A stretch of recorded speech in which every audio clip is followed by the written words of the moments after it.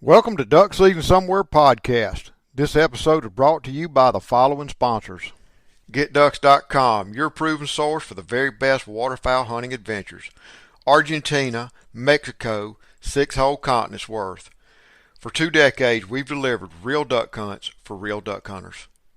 And USHuntList.com, because the next great hunt is closer than you think. Search our database of proven U.S. and Canadian outfits. Contact them directly with confidence. Trust is earned. By the numbers, 121 waterfowl subspecies bagged on 6 continents, 20 countries, 36 U.S. states, and growing. I spend upwards of 225 days per year chasing ducks, geese, and swans worldwide. And I don't choose shotguns for the brand name or the cool factor. Y'all know me way better than that. I've shot Benelli for over 2 decades. I continue shooting Benelli shotguns for their simplicity, utter reliability, and superior performance. Whether hunting near home or halfway across the world, that is the stuff that matters. Sit means sit and stay until it doesn't. No matter how well or how often trained, retrievers want those ducks as badly as we do, maybe even more. Chardog might be titled, but she's still just a dog. I'm over 50 years old and I still do dumb stuff, trust me. Retrievers are family. I wouldn't endanger my children near heavy traffic, and I'm not going to risk my dog jumping in front of blazing guns either. Gumball Outdoors' patented quick-release safety system is fully adjustable, tethers to any blind or stand, has titanium stakes for frozen ground, and a quick-release marine-grade shackle to quickly release Fido when the smoke clears. Visit GunDogOutdoors.com. Connect with them on Instagram at Gundog Outdoors to see their growing line of Gundog safety and performance products. Enter hashtag GetDucks to receive 15% discount off of your first order. Mojo Outdoors, most recognized name brand decoy, #1 maker of motion and spinning wing decoys in the world. More than just the best spinning wing decoys on the market, their ever-growing product line includes all kinds of cool stuff. Magnetic pick sticks, scoot and shoot turkey decoys, much, much more. And don't forget my personal favorite. Yes, sir, they also make the one, the only world-famous Spoonzilla. When I pranked old Terry Dimon in Mexico with a smiling mallard, nobody ever dreamed it'd become the most talked-about decoy of the century. I've used their decoys worldwide, everywhere I've ever duck hunted, from Azerbaijan to Argentina. I absolutely never leave home without one. Mojo Outdoors, forever changing the way you hunt. Boss Shot Shell's copper-plated bismuth tin alloy is the good old days again.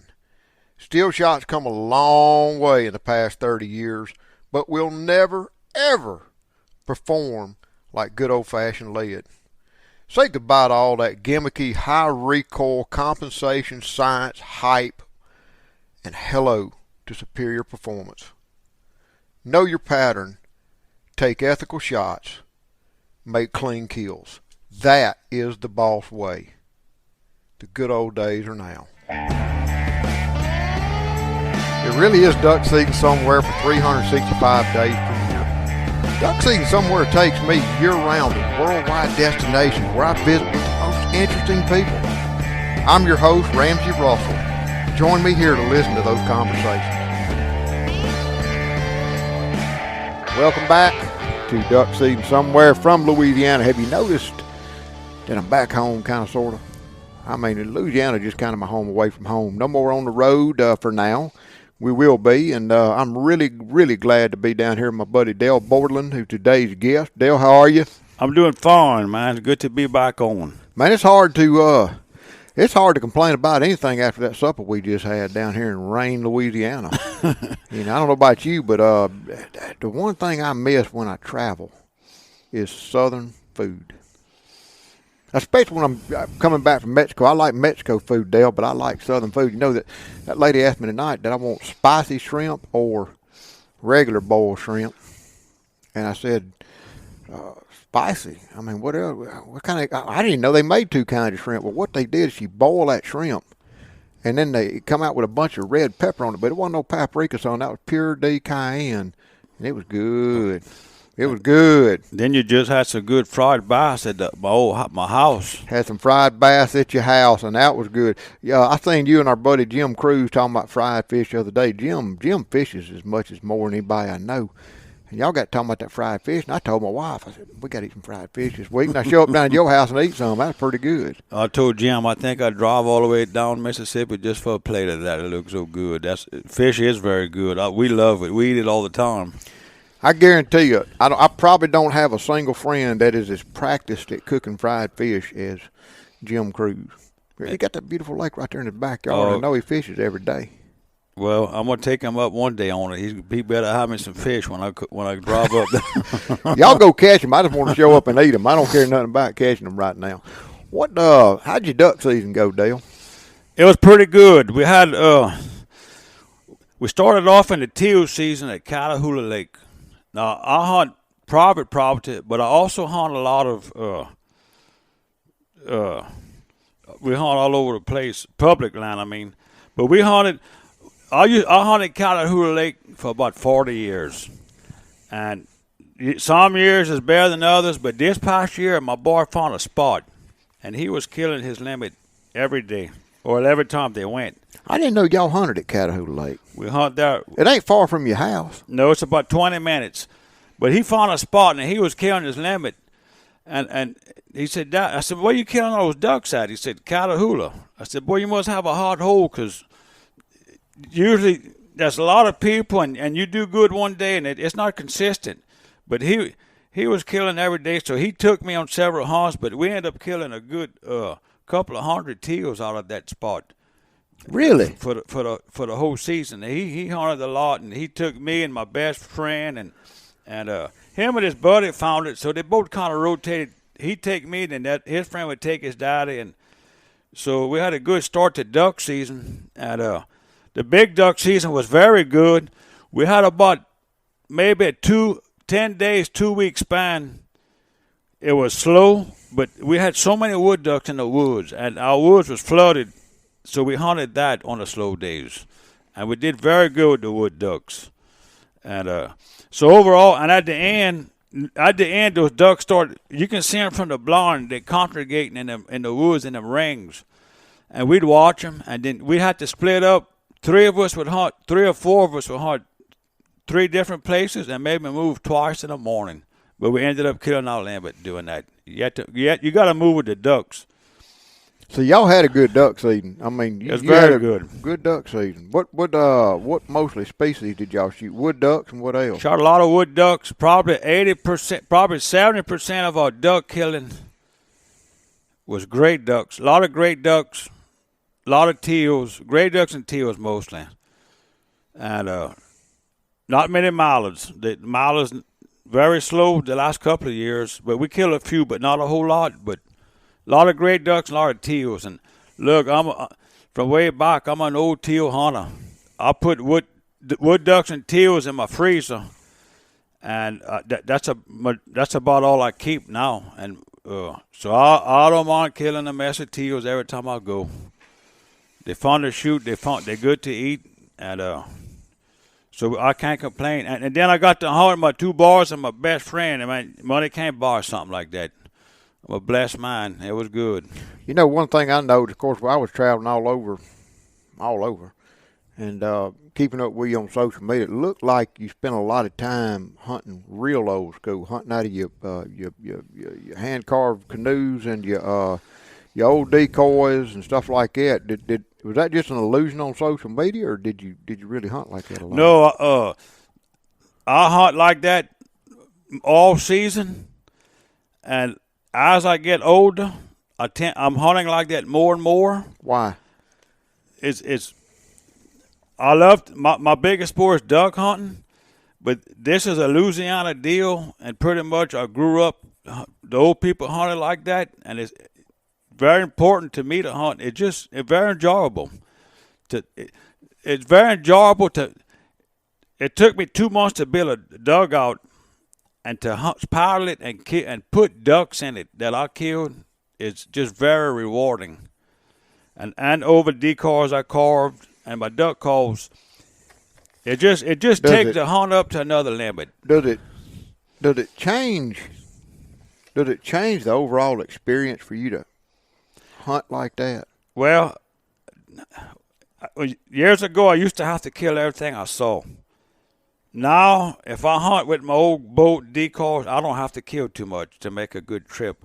I'm going to tell you, this year I left the camp and I paddled about a mile to an old duck hole, and in my old pirogue, and my boy was going to pick me up in the big boat when he was at another spot, and I went and I killed with my homemade decoys. I killed my 3 wood ducks, no big ducks, but it was so enjoyable. I called my boy and I said, "Look, don't come pick me up." I paddled all the way back to the camp, which is about a mile, and just kept looking at them wood ducks, my old 97, my old decoys, and I had a big smile on my face, man. Just money can't buy something like that. It's an experience. I think there's a lot. I have hunted over some of the decoys I've carved, and it adds a lot. But I mean, I had boat paddles and the boat and the decoys. And what about this old shotgun? Last time we met, you were going to shoot this old shotgun you got. Well, how'd that go? Well, Ransom will tell you, I shot that old gun. I've been shooting a 870 for 27 years, and that was like my best friend when it comes to in the blind duck hunting. I never shot it one time. I shot that old 97, but I want to tell you a little bit something about it. I bought that old 97 teal hunting for the blue wing season, and I shot some ball shells. I shot 5s and I shot 7s. Well, I had some 7s that I took to Catahoula. And when I bought this 870, I had an old duck hunter tell me, and of course I always listen to them old hunters. Man, you got to have that 26-inch barrel. Your gun's going to balance, and then especially with a bunch of teals, you can get on them quick. And I did that like thousands of other people have 20. And I love the gun. I shot 27 years straight. But I had this old 97. Now, it comes with a 30-inch full choke. I can't put no 26 barrel. Mm-hmm. So I got some ball shells, and I teal hunted. When I went teal hunting with my boy, just one hunt, my boy's a very good shot. I made a triple with that 30-inch full choke now. Triple. 4 teals came. I killed 3. My boy killed 1. And he said, "God dang, Daddy." I surprised myself. But that going on through duck season, we went hunting. I was on the Platte River, Nebraska. Yeah. I made another triple. Boom, boom, boom, with that 30-inch full choke. So what I'm telling you is my experience. That 26-inch barrel to that 30-inch, is bull crap. Yeah. I think the big factor in what happened is those ball shells. I'm going to be honest with you. I shot them all year long. I shot some 5s. I made a triple with the 5s. I shot very good. And that old gun, look, that's my best friend now. It's made in 1915. I'm not leaving home without it with those ball shells. It made a believer out of me. I like a longer barrel. I have had shorter barrels over the years. 26, it just, I can make do with it, but it's a little short. I grew up when I was belly button tall. My granddaddy gave me a gun as long as I am tall, chopped stock off. It's a Remington 1100 with a 28-inch barrel. And anytime I've tried to shoot shorter barrels, I'm uncomfortable. It is something, I don't know. And it's like, I feel like the older I get, like now I shoot that Super Black Eagle 3, although I rarely shoot. In fact, I won't shoot a 3.5-inch shell. But that longer receiver makes that overall profile, that sight plane longer. And so it's probably 29 inches long. And it's like the older I get, the longer I want that sight plane and the more comfortable I am shooting. I shoot triples. I don't think it had nothing to do with the barrel length, But I tell you what now, number 7 shot, like them ball shot shells. See, I grew up shooting 7.5. And it's a real good pattern density. And that's what you need, I think, especially for them little ducks like that. Well, I grew up shooting we shot lead for years. I shot 6s and 7.5s. That was our shells. We didn't shoot many 4s. We shot 2 3/4 ounce and a quarter 6 and 7, and the lead 70s and 80s. These ball shells act just like it. I was very, very pleased. Absolutely. Very impressed. And I tell everyone that, and we had a discussion today, me and Hunter, about shooting them old guns and all. That ball shell made all the difference. I'm gonna tell you, it made a believer out of me. And so I'll be shooting some more of that and that old gun. I hope she lasts a long time because I got plenty of plans with her. Brandon made me some shells for a project we had. We actually filmed it. I don't know where the film is yet. I'm hoping it comes out soon. It's been a long while, and I'm hoping this little project comes out. But I took this old antique shotgun that was my great granddaddy's, and had it bored and sleeved so it could shoot more conventional loads. And to do that, I had to go from 12 to 20 gauge. It was old barrel with bad bores. And when Brandon was, and it's chambered 2 3/4 inch. And they like to make that 20 gauge and 3 inch. And when he made those shells, he said, "Well, what shot size do you want? 5s?" And I said, "Man, I tell you, I think I want some 7s." And I'm gonna tell you, it's the best I ever shot. I couldn't miss. I couldn't miss. I mean, we were shooting. I was hunting with Jim Cruz up there at his place, and they were, within 35 yards. I just couldn't miss that morning. And I think you need, for folks that hadn't shot birds with lead or lead-like shells, we go back to still air. We had to jump up in shot size to 2s and 1s and BBs to get that energy thing going and increase the speed. But to be able to go back to the 1970s and turn a pattern density, it makes us all better shots. Yeah. It kills them birds and all. Exactly. We shot lead. My partner had a gun at Browning. David, my best friend, and that boy hardly ever missed, man. And the 7s and 80s. And when that steel came out, he couldn't kill a duck to save his soul. He was crippling everything. Mm-hmm. And so it took a lot of homework. I mean, hours and days and patterns but lead, you don't have to do all that. Just like those ball shells. I picked up them shells with that old gun. I don't want to shoot nothing else now, and I'm not going to. I'll have that old gun from now on out. So we met at your shop this afternoon, and we met with a market hunter from the 50s, 60s, and 70s. Mr. Johnny Burrell. And I found it interesting that when he would buy shells, he shot 6s and 7s and 9s in lead. And I mean, for folks listening that have only shot in the last 30 years having to shoot steel shot, that ain't really, 9s he went and shot. Lead 9 target loads. I mean, that's freaking clay target load or whatever. That's pretty impressive. That's what he shot. We never really got too deep in the woodpile with what kind of steel shot he shoots, but or non-tox shot. But man, all them ducks he killed with them 9s and 7s and 6s back in the day. What do you think about that guy? What do you think about some of his stories, Dale? Oh, look, he's an old hunter. He's the real deal, and I heard a lot of stories from the local people about him. I didn't really meet him till today.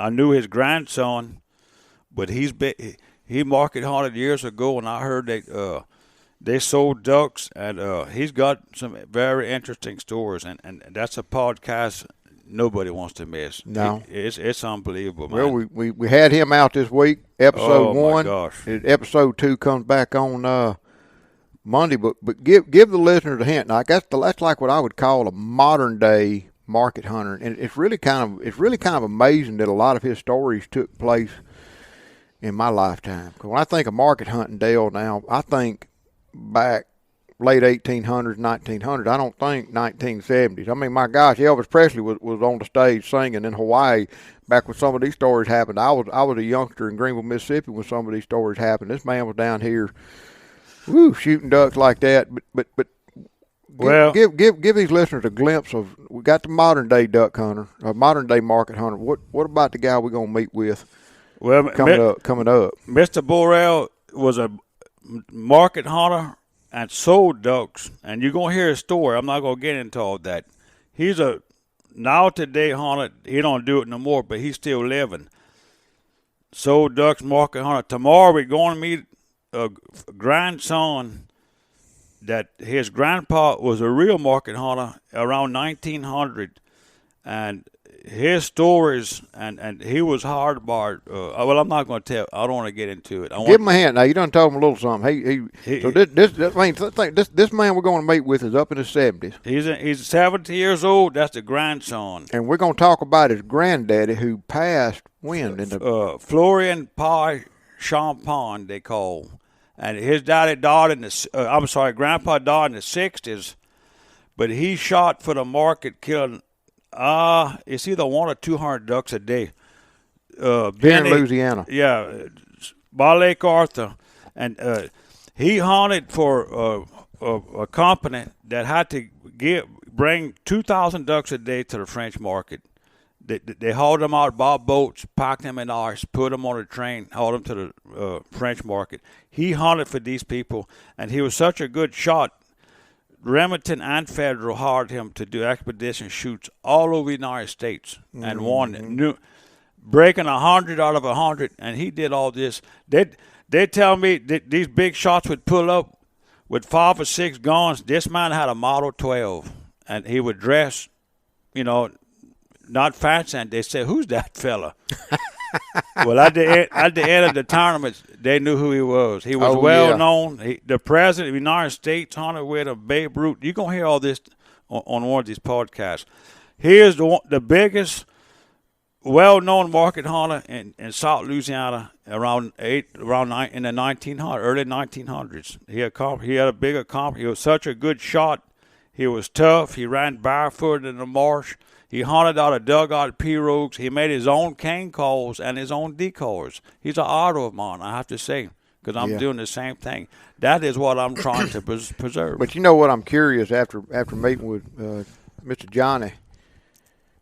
I mean, first thing he said was all them old boys that he grew up around way after this gentleman Champagne shot that Model 12 could held more shells. And I bet that's why he shot that Model 12. But that and the dependability. Oh, that was the best gun at the time. And they did have 7 shells. And when you're shooting that many ducks in the water, for cripples, finishing out the... But what much it have been like shooting 200 ducks a day back in America in the turn of the century? I wonder, if he didn't pass until much, much later after the Migratory Bird Treaty Act, I wonder if he ever just settled into the point system or something like that, or if he just kind of his old ways continued. I know it did a lot down here. Well, I think after the Treaty Act, you could kill 25 ducks a day. Yeah, and that's what he done. Him and his brothers had a big club that they opened, and they'd hire themselves out. But they were so famous, they had everybody want to come hunting. Now at this era. From what I understand, the whole migration came down South Louisiana. Yeah. Down South Louisiana was the Arkansas and Missouri in those days. So big sports would come down south to hunt, and old Pa Champagne would host them and take them hunting. Folks, y'all ain't going to want to miss them episodes, so dig in. Changing gears on you. Man, I thought you done got all fancy and uppity when I come up there to your Cypress cabin today, and around back, you done built you a new little workshop. I'm like, wait a minute. They're getting all uppity on me, man. What happened to that old pole shed he was carving in last time? But that ice storm got you, didn't it? Yeah, well, I was working at my open shop, that garage, and it was not closed in, just on 2 sides. And I worked in there a year, and of course, like anything else, it's getting big and bigger, making calls. And I have a lot of cane calls, and I'm trying to get them out, and my list gets longer. And I'm getting them out, but it gets longer and longer. So I decided to build me behind my Cypress building, another shop. But I put multiple vices, and I arranged it where I can speed up my operation. And it was taking me around a couple of hours to make a call, 3 hours. I kind of speeded it up a little bit, and I'm doing all I can, and I'm working 7 days a week trying to get these calls out. But I built me a nice shop with an air-conditioned heater, and so progress is picking up. But yes, I was sitting in my house talking to a friend, and we had an ice storm. Folks up north don't understand when the South gets cold like that because they get snow when it's pretty. You know, we were talking to a buddy of mine on the drive down here, Dale. He talking about how beautiful the powder snow was up in Steamboat and the skiing and all that kind of. He don't understand. They don't understand what happens when we get that kind of weather down here. It's ice. It ain't snow. It's ice. It ain't pretty. It's ice. That's right. And ice weighs stuff down. So go ahead with your story. Well, I was sitting on my recliner looking out the back window towards my shop, and I was talking to a friend on the phone, and he was telling you a story, wasn't he? He was telling me a story. I forgot what it was. He lost power and he had Clico in his front yard. He was telling me a story about his power going out. And I was watching, all of a sudden I seen my shed just fold in half. My shed's 30 by 30, and I got a wing 22 by 30. But the 30 by 30 part, it just, it's a V roof. It just fell in. And you were saying earlier today it was slow motion. It fell in just like slow motion. Well, it's so slow that there for a minute you thought your eyes might be playing tricks on you. I said, George, my shed just fell in. And he continued telling me about his story. I said, let me call you back. I got more things to worry about. And I got so much stuff. The first thing I was worried about was my dugout. Heck yeah.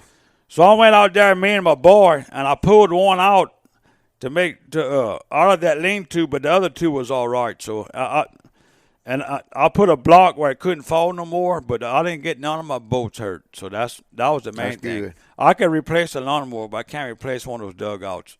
Yeah, no way, man. Gosh, that would be irreplaceable. Yeah, so I got a mess to clean up now, but it'll all be all right.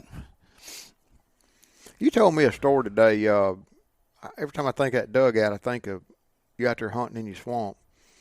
You don't just make mallard calls. You make wood duck calls. Yeah, well. Teal calls.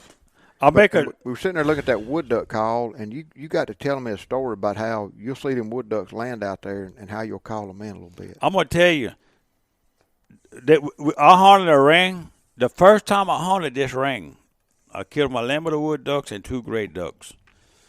Now, it's a good duck hole ring in the woods. And I went back a week later. I didn't kill nothing. That was a lot of wood ducks. But I see them skirting that hole. Now, not because we shot them in that ring. There's multiple rings are all around us that people hunt those wood ducks heavy. So they learn not to pass over the ring. But I'd watch them. They'd pass around, and they was landing in the woods about 100 yards. I said, they skirting them rings. So the next time I came, that's when I powdered my dugout pirogue. And I went about where they was going. And I got in about waist deep of water. It's full of cypress trees and duckweed. And I made me a wood duck call out of bamboo. And that sucker sounds, man, you talk about like a wood duck. So I just get against a tree.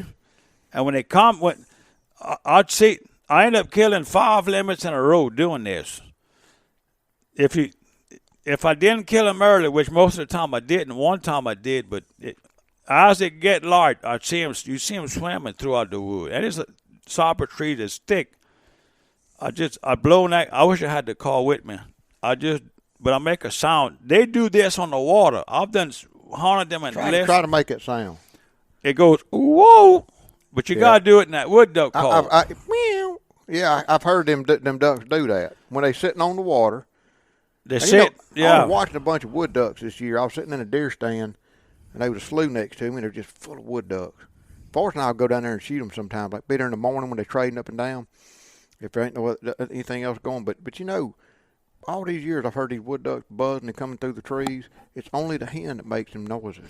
Yeah, and the little male makes a peep and whistling peep. High pitch. It's like psst, psst, and my little boy can do that so good, and he kills a lot of wood ducks. He'll walk up in the woods with a face mask and don't bring a wood. He just does that with psst, psst. But it's not like that. It sounds just like and boy, they come swimming. What I found about that call I told you about, you can't sit down and keep doing it. I do it one time. If I see them, I do it one time, maybe twice. 9 out of 10, they coming to you. They coming to that noise. They swim to you all the way, or do they hop up and fly sometimes? I've seen, the first time I seen some wood ducks 80 to 100 yards, just barely crossing in and out. And I just, woo! And it took about 15, 20 minutes. I'd watch them. Here they come. Will it call the hen and the drake? Or just? They all come. Well, when they start coming, the whole bunch comes. Yeah. And but I killed my limit doing that. I did that several times. I'll call them in to me. Now, if they're flying, I just beep. But, when they're flying, it's hard to kill. I like to hunt them in the mornings on a clear, frosty morning. If you know why they're leaving, you get where they're going. Not where they're landing, I'm saying, but where they're leaving out of your woods. And we go and split up, whatever, about 50 yards, 80 yards apart, and we do very well like that. But we bring our wood duck calls and blow. They're not going to come by your land, but they'll fly towards the vicinity you are. It gives you a chance. They'll get close enough. Oh, yeah, and it'll last 30 minutes to an hour the most, and I love those hunts, man. But a wood duck don't fly good on a rainy morning. Then they're going to hang tight to where they're at, and they'll leave throughout the morning. You can't pinpoint them. You got to have a cold, clear morning to do that, and you can be very successful. But then at daylight, where they've been feeding, they coming in to get in the thicket and lay up. Right.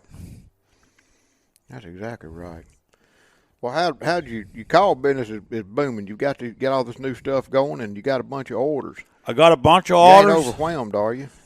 Well, I got a whole lot of orders, but I'm very happy.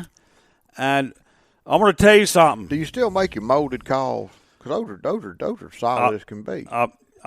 Yeah, duck season. I didn't make no bamboo calls for about 2 months because of the molded calls. I couldn't keep up. Mm-hmm. So through the hunting season, I made my molded calls. I'm still making some.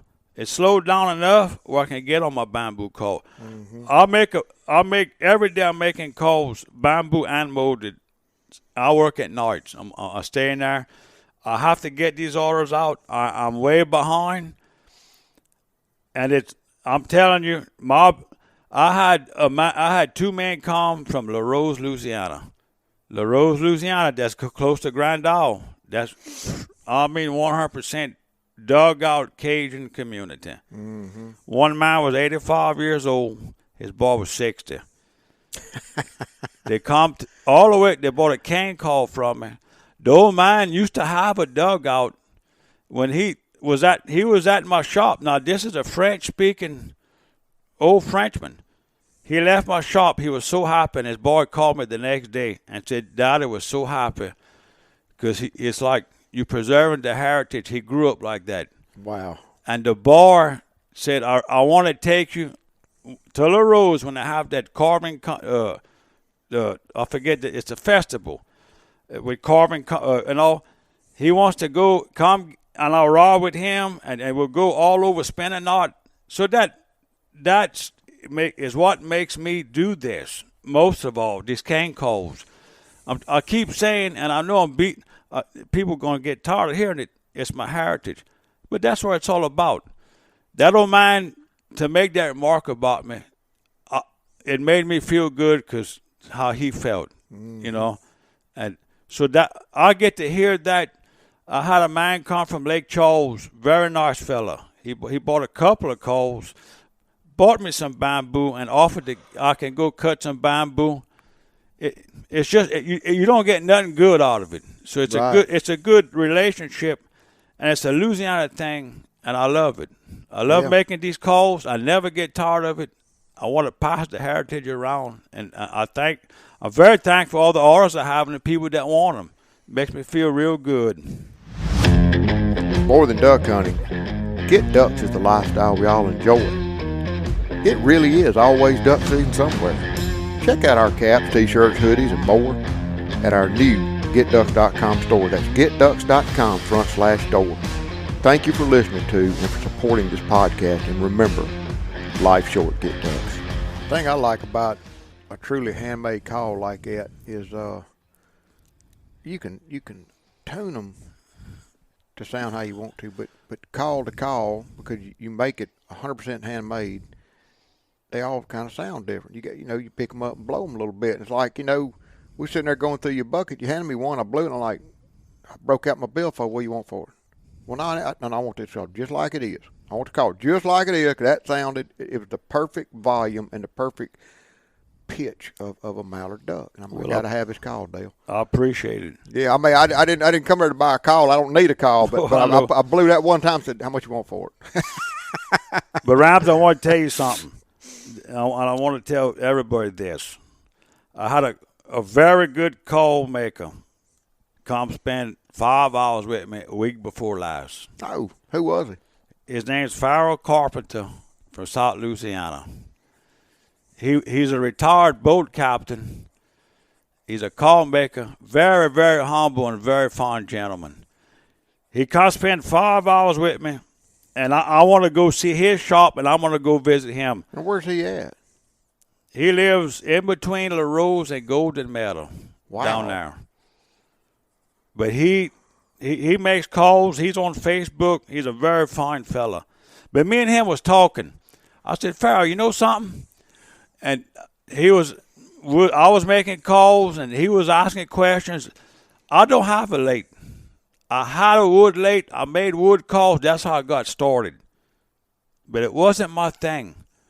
And I stopped making calls for a while. I started making these cane calls. Mm-hmm. I couldn't keep up. I quit. And that's why I had to mold it out to make, now I could do a bunch. But now, the older I get, I really want to do this. I got back into it, and I knew it was going to be a big task. I'm ready to tackle that task. Mm-hmm. I'm ready to do that the rest of my life.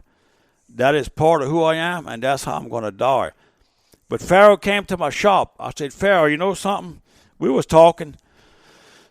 I went to Folks, and I watched that. Mr. Lejeune made a call in front of me, a cane call. But they have a lathe that cuts. What I'm trying to say is, me and Farrell was talking. They do a little machine work. I don't do no machine work. I said, Farrell said, if you want, you could get your lathe, like for the small barrel, to cut an angle to bevel into the big barrel. Mm-hmm. I could get a lathe and get a chuck, and I could spit them out. I said, man, boy, that would be nice. But the bad thing about it, it wouldn't be handmade. Right. So I'm not going to go that route. We were just discussing, and I could take shortcuts. I'm not going to do it. When I make a call, I have a homemade knife that I made out of a Passepartout blade. I personally made it. Heat treated it, sharpened it, heat treated it. That's what I use. Mm-hmm. I cut it. I cut it, and I showed you this afternoon, and I file it down to where it fits good. That's right. But that's 100% handmade. That is what this is about, and that's why it takes. When you get a call from it, they're gonna have a knife mark on it. Mm-hmm. You're gonna see that. You're gonna see it. But that's how they done it, and I'm sticking to my heritage, and that's how I'm gonna do it. Absolutely. So it's just, I'm not trying to mass produce. I am trying to get to where I'm a little faster. But, Well, you got a lot of orders to keep up with, Dale. I sure do. Hey, sleep is overrated, man. 1 or 2 nights a week, you'll be good to go. I guarantee you. But I went yesterday, and I found me some bamboo. Friday. I cut me some bamboo. I brought it to the house. I cut it up, and now it takes a month to dry. I always have to keep a batch ahead so I don't run out. Now, I have a fella. He bought me a sample Saturday from Lake Charles, and he offered to, give me some bamboo, and I'm going to go in a couple of weeks when he's not working, and I'm going to cut. It's a good bamboo. It's a clumping bamboo, and that's what Fox uses. Mm-hmm. River cane clumping bamboo was the 2 best bamboos, the most popular bamboos that was used. River cane, South Louisiana, because it's native to Louisiana. Clumping bamboo was not native, but it was also used for making duck calls. So I use both of them. And be honest with you, whatever I can get, because I have a lot of orders to fill, so I have to get what I can. But it's all good quality stuff, either one. Tell me about some of these. I've noticed and find greatly interesting a lot of these short films you're doing.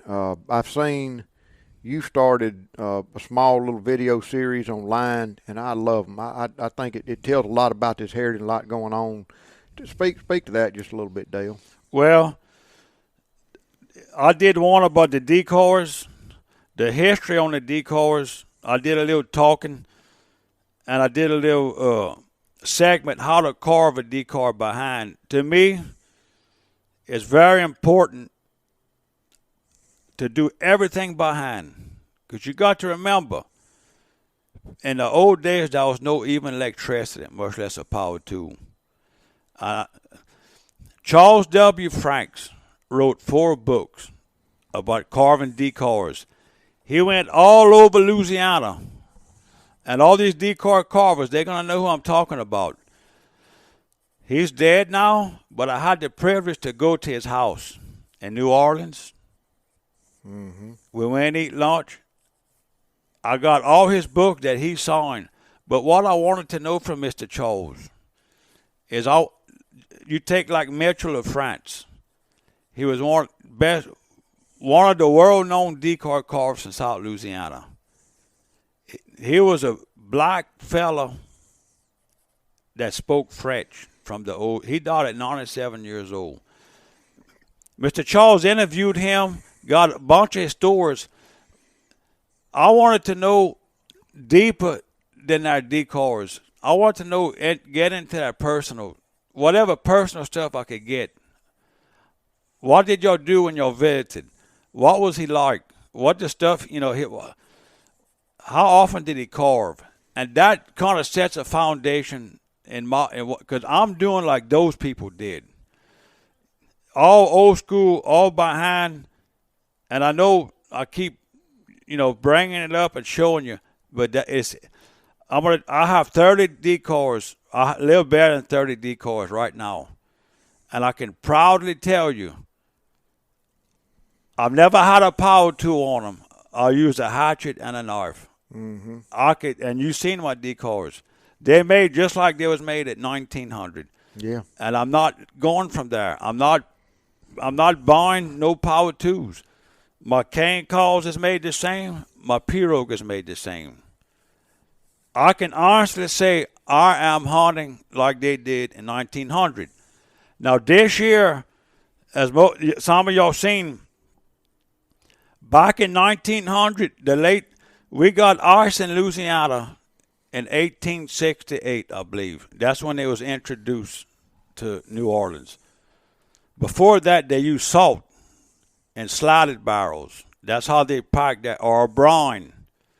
When ice was introduced, and just after that, the railroad started passing. That's when the market hunting took off, because they had an outlet for these ducks. They could put them on ice instead of salt, get them on a train, off they go quick.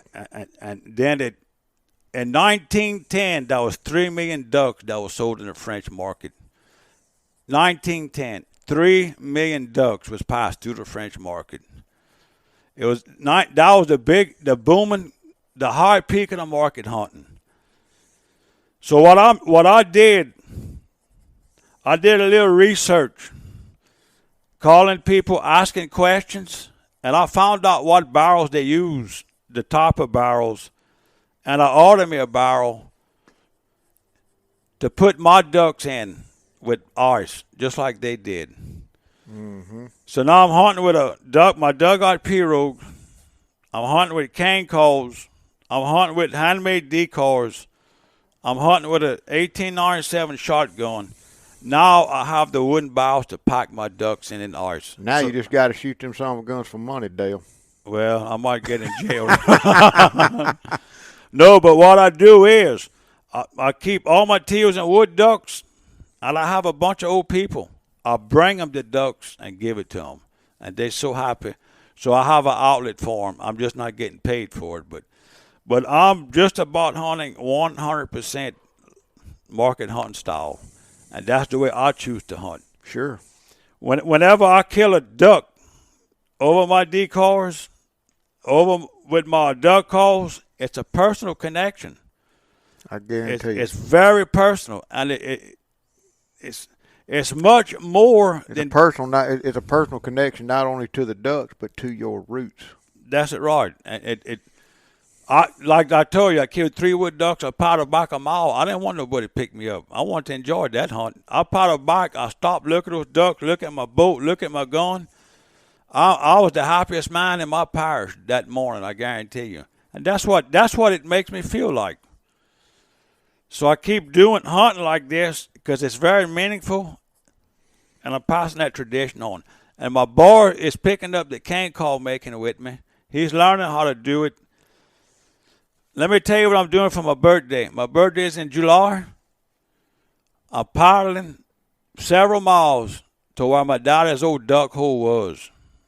He hunted there in 1950 to somewhere in the 70s. I hadn't been there since 1980 around. Wow.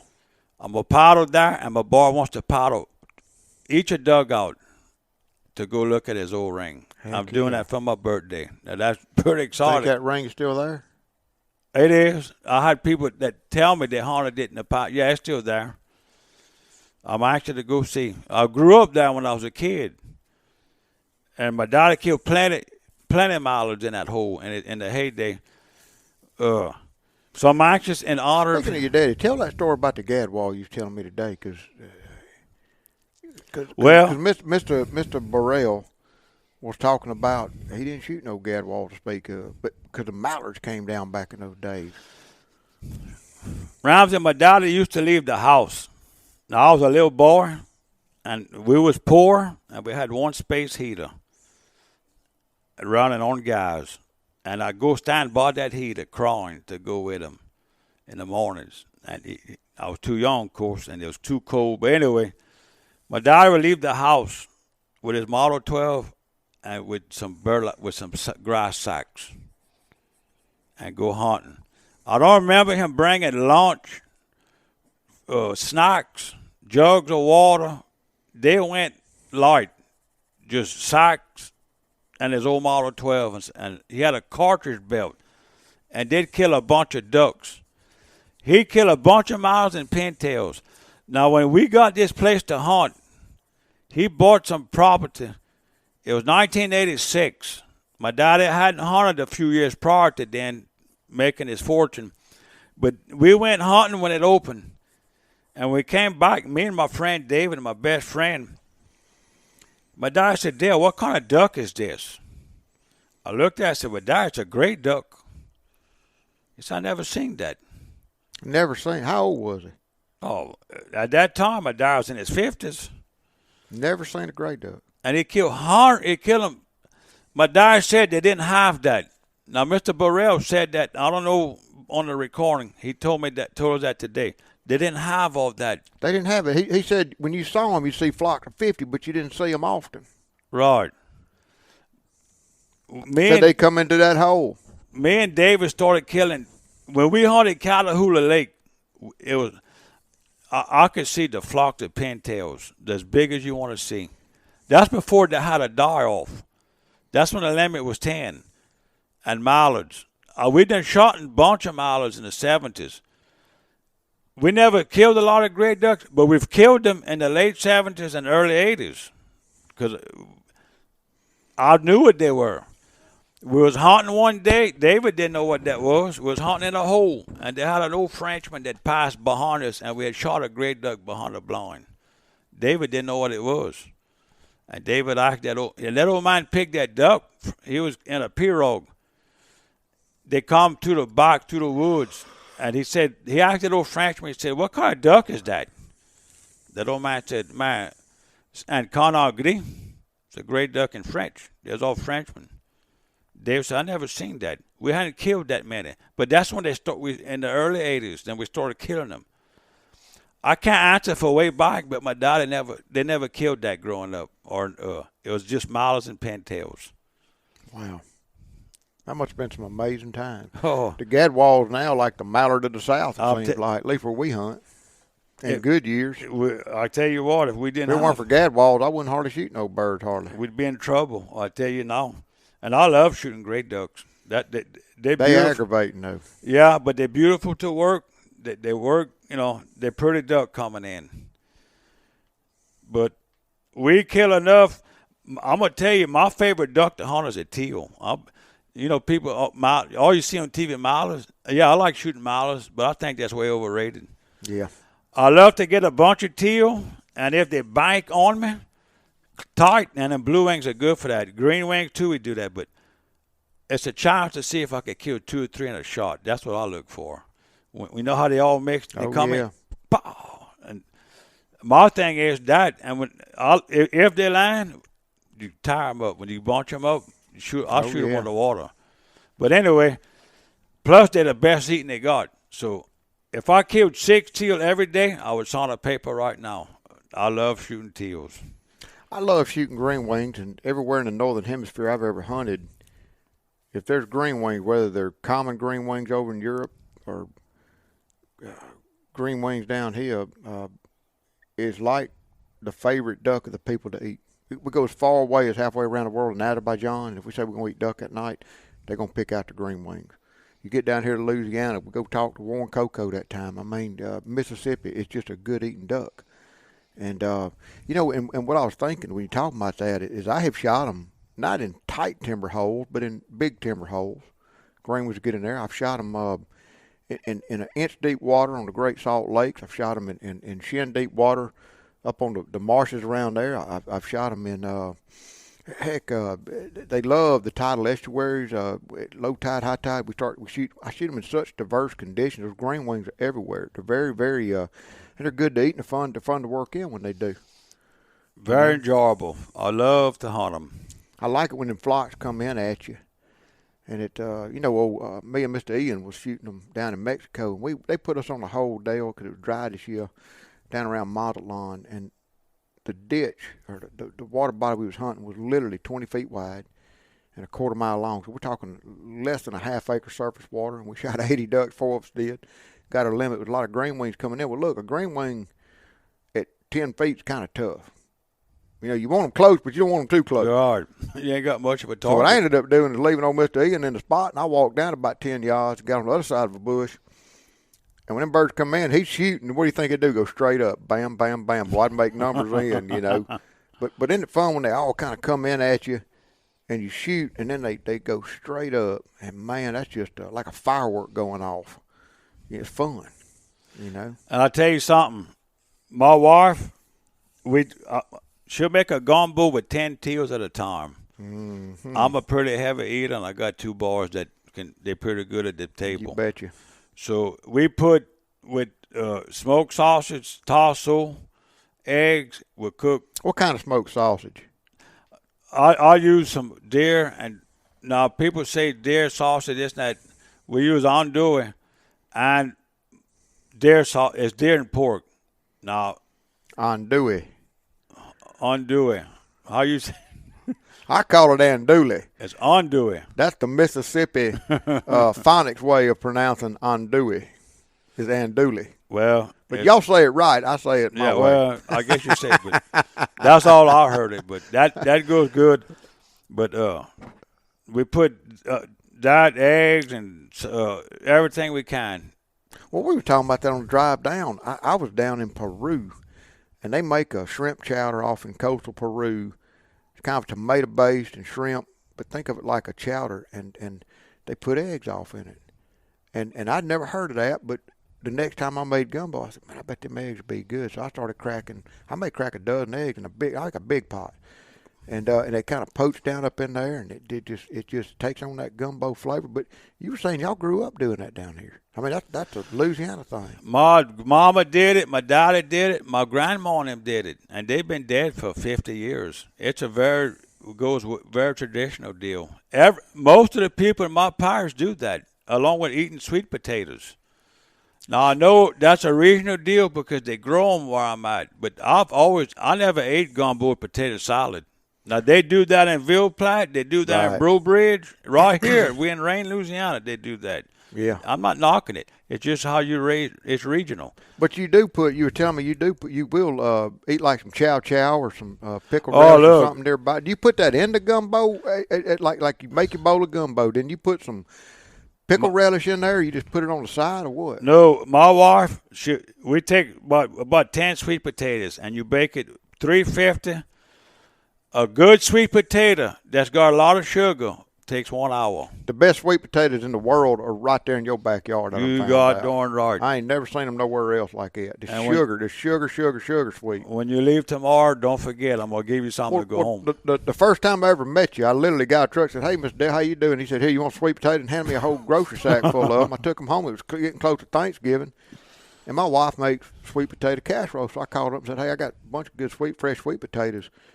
And when she made sweet potato casserole for Thanksgiving, she did not put a lick of sugar, and they were the best we ever had. She loves them. They're sweet, but my wife cooks them an hour on around 350.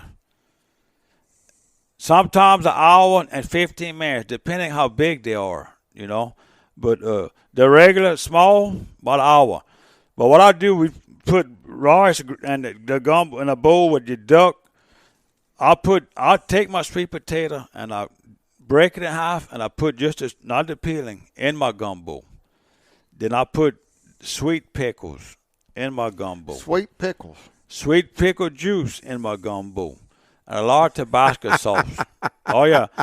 It takes me about 15 minutes to fix a bowl of gumbo.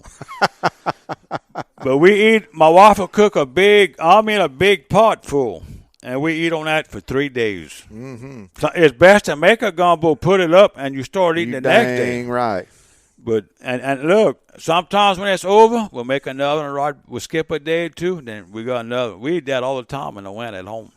And but we put them teals whole in there. We don't cut them. Just drop them whole. Really? They fall off the bone in the gumbo? When that gumbo starts cooking, when it starts bloop, bloop, bloop, bloop, put it on low for 2 hours. And that teal will cook. It won't. I hate to eat a duck falling off the bone. It won't fall off, but it'll be tender. 2 hours on a slow boop, boop, boop, boop, and you'll have to baby it, put it in your plate, and it'll be very, very tender. Peel apart kind of easy with a spoon. Most of the time, I put it in a paper plate, and I take the breast. It's very easy. Then put it in my juice. And them little legs, man, that's hard to beat. I suck it off the bone, the meat. I don't waste none of that. But we cook them whole, and that's some good eating, man. Some of the best. Dale, I appreciate you being on today. You know, every time I meet with you, I'm reminded of one of my favorite quotes from William Faulkner, and he said, "The past is never dead; it's not even past." Meaning, you know, we're a product of our past. You know what I'm saying? Everything in the past is who we're a part of and who we are. And I've long since believed in this modern era that the future of duck hunting lies in its past. You know, and I love to keep up with you. I love what you're doing. It speaks to me, man. I like the old ways. It's a simpler way of doing it. And you know, by handicapping ourselves just a little bit, it just really connects us to those ducks, but it also connects us to our past, and our past is everything. Our granddaddy, our daddies, our family, that's all about who we are, passing on those traditions, don't you think? Yeah, 100%. It's like farming. I've seen 30 years ago to now, they can't make no more bigger combines. They can't make no bigger trailers to haul this stuff on the road. It's as big as it's going to get. Yeah. And to me, duck hunting, it done got so, with the technology of the spinning wing, I'm not saying it's bad now, but the electronics, how much bigger can it get? Yeah. I think it's kind of plateaued. I would think so. I really do. But even if it got bigger, what kind of sport is it? Yeah. Think of it. I'm taking a big step back like it was 100 years ago. Sometimes the simple things is the best things. And absolutely. And that's how I'll keep it. And it's very, very rewarding. When I can see my son jump in my pirogue and go pick up a duck, I can sign a check every time that happens. So I like the old ways. I'm thankful I could do it, and I thank the people that follows me. And I hope I could do that till I'm 90 years old. Then I'll be happy. And I want to thank you for having me on here. It's always a pleasure. Dale, I love it, man. I couldn't wait to get down here and see you folks. Y'all been listening to my friend, Mr. Dale Bordelon. Check him out at Bayou Beast Calls. Now do me a favor. He's big on Facebook. Got a little Instagram account. Blow him up. Write him in inboxes and encourage him to get his old-timey self on the Instagram. And all you got to do is just call him or write him on Facebook and tell him you want to follow him. But his account is at Bayou Beast Calls, right here in the Voice Parish, Louisiana. And, folks, thank y'all for listening to Duck Season Somewhere. Y'all heard what's coming ahead. Y'all stay tuned from Louisiana. See you next time.